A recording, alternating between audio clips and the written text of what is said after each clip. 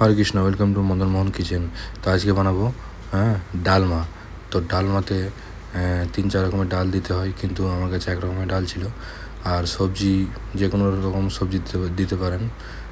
আমি দিলাম, দেখুন, ভিন্ডি, আলু, বেগুন, কচু, কাঁচকলা এবং নারকেলগুলো, নুন, হলুদ এবং তেজপাতা, টমেটো। এগুলো 4-5টা সিটি হবে।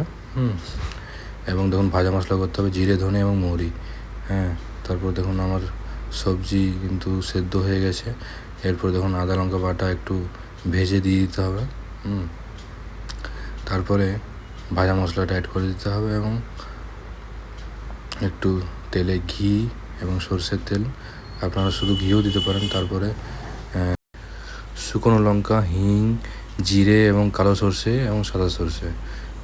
তারপর দেখুন দিয়ে দিলাম এবং হয়ে গেলো কমপ্লিট। ভগবানকে ভোগ লাগিয়ে প্রসাদ পেলাম, খুবই সুন্দর হয়েছে।